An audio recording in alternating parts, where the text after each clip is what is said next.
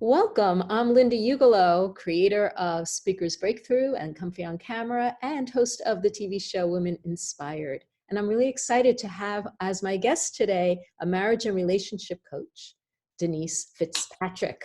Welcome, Denise. Thank you, Linda. I am excited to talk to you today because with current events being as they are, people are at home more, Yes. very cozy up in their relationships or without a relationship. And this is a time that I think that our sense of relationships and the quality is being boosted up to the top of the priority list. Hmm.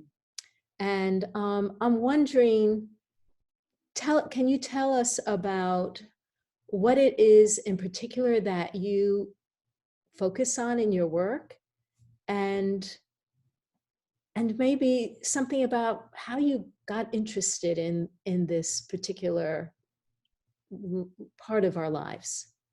Sure. Yeah, definitely. So I guess just to touch on what you were saying about all that's going on in the world now and people being forced together and under the same roof. And I know that that's definitely going to be straining a lot of relationships right now.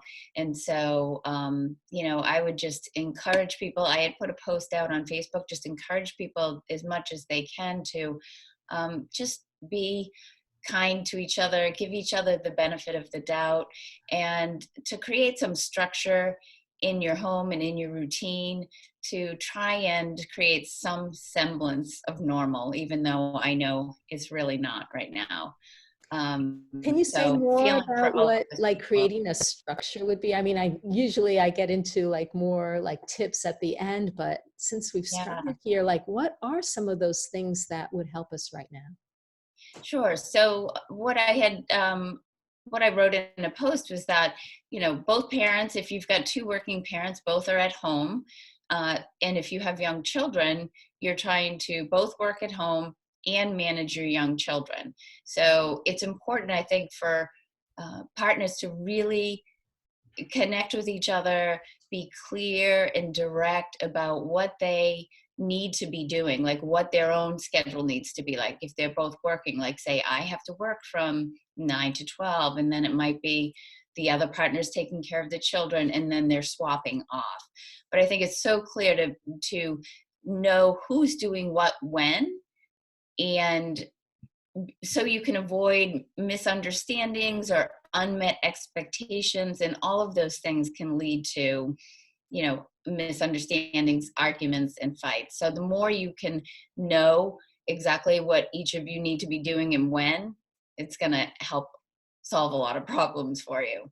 That's so that's so important, I think, what you said about managing expectations, because we get frustrated and annoyed and angry when we have certain expectations, but maybe the other person doesn't. So, yeah, how you are making these suggestions about making that really clear up front would go a long way.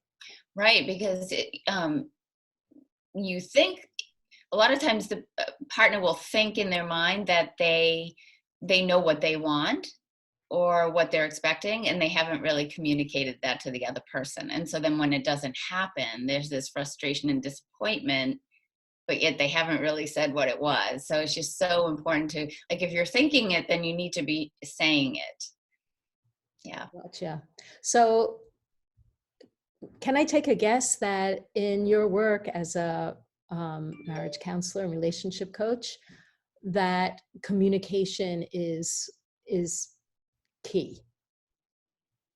Yes, absolutely. It's the number one issue that people, when potential clients reach out to me, that's the thing they always say. If I say, "Tell me what's going on in your marriage or relationship, like what is your biggest struggle?" And they will hands down say communication. We can't Mhm. communicate. We can't talk. We can't talk without fighting, or Mm. some version of that. Mhm. And what do you see as the biggest problem or obstacle that people are, or is it a misconception that people have that gets in the way of their being able to communicate? Well, I think that it's a few things, and one of I think the biggest obstacle for people is that, and this is another thing they will say is, we're so different. And they say it as though it's a bad thing. Mm-hmm. And what I assure them is, of course you are. You're different people. And so it's these differences that become the source of conflict.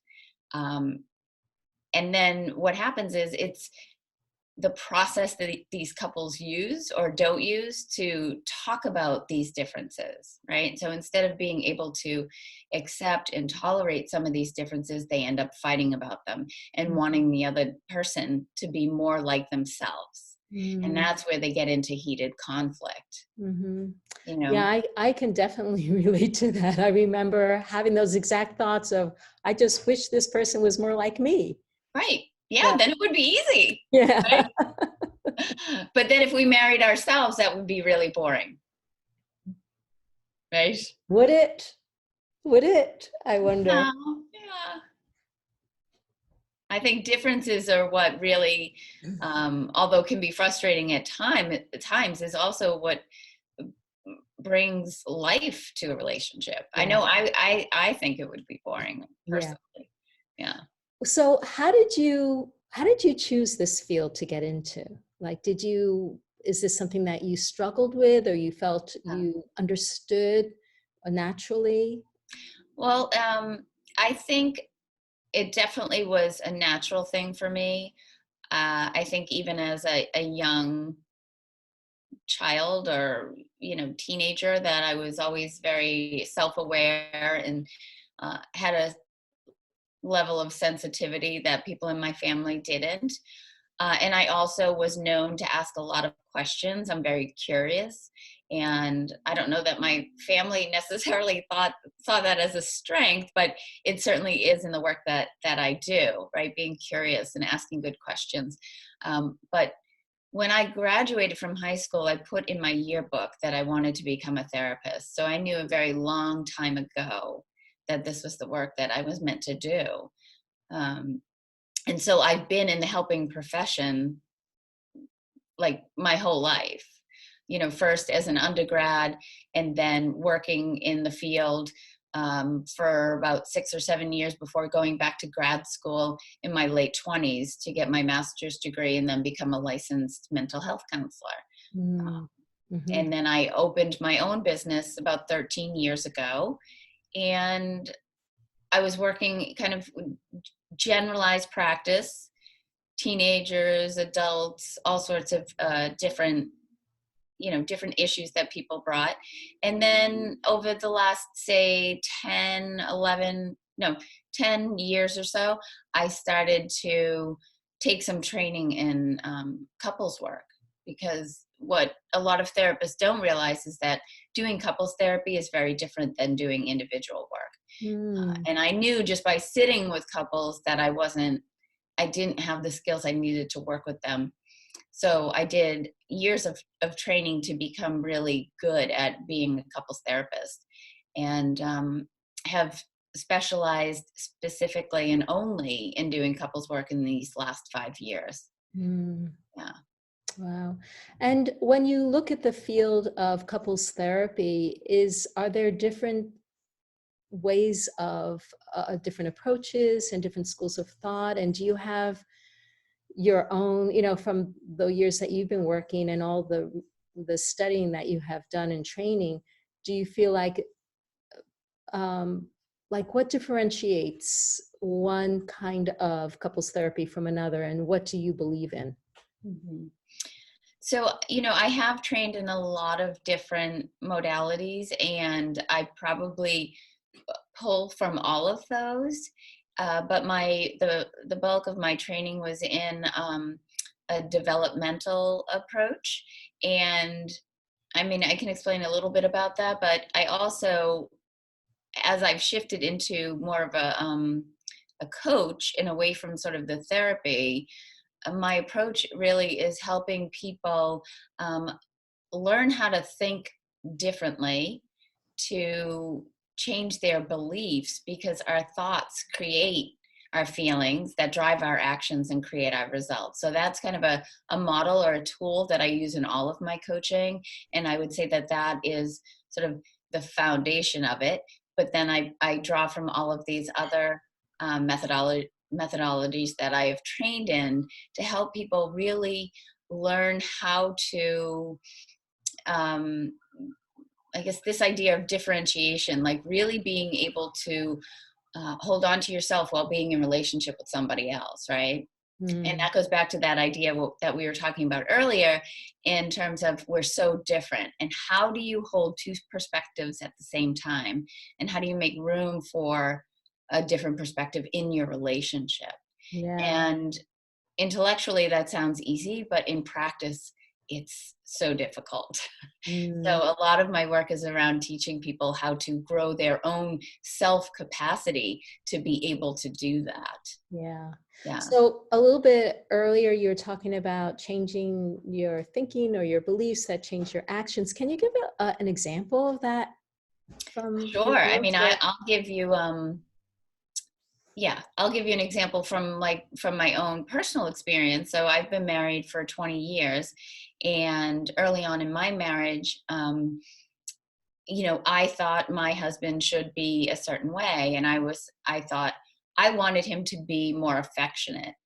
And we would get into this circular fight where I would get angry and he would shut down.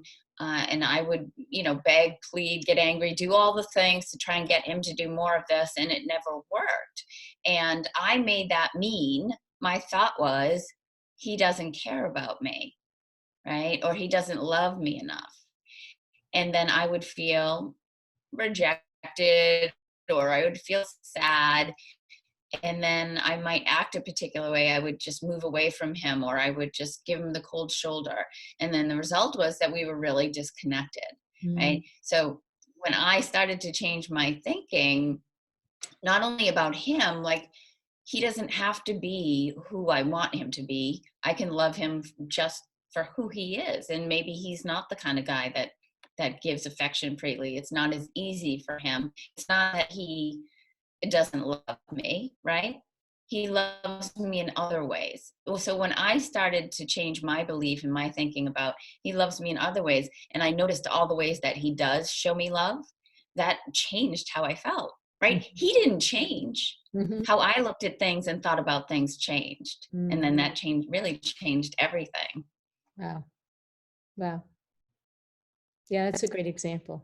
Hmm. So how can people, do you work in person? Do you work online? My practice has always been in person for the last 13 years. Um, I have recently, in the last couple of years, done some video conferencing. And now, with everything that's going on, that has been, the only way that I've been working with people because people don't want to come in here. I don't want to be meeting face to face. So, right now, everything I'm doing is online. Okay. Um, So but people I don't do need have to that live in, option. they do have that option. So I'm just asking because I'm wondering if people need to live in your neck of the woods in Massachusetts to work with you. Yeah. No, definitely not. Definitely don't have to live in Massachusetts. Okay. They would have the opportunity to meet with me in person if they wanted to, but I could work with anybody, anywhere in the country, really. Like, so That's great. So then how would people get in touch with you? they can get in touch with me by, going to my website at mymarriageworks.com. That's the name of my business.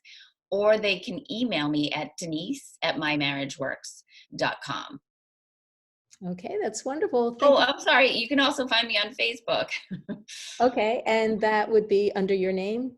That would be under Denise Fitzpatrick, and I think my credentials it's Denise Fitzpatrick LMHC, I think is what it's under. Facebook wouldn't let me change it after that. And I've also recently started a Marriage Works community, which is a private Facebook group for women. So that's also another resource and another place that people can find me. That sounds like a great community. Hmm.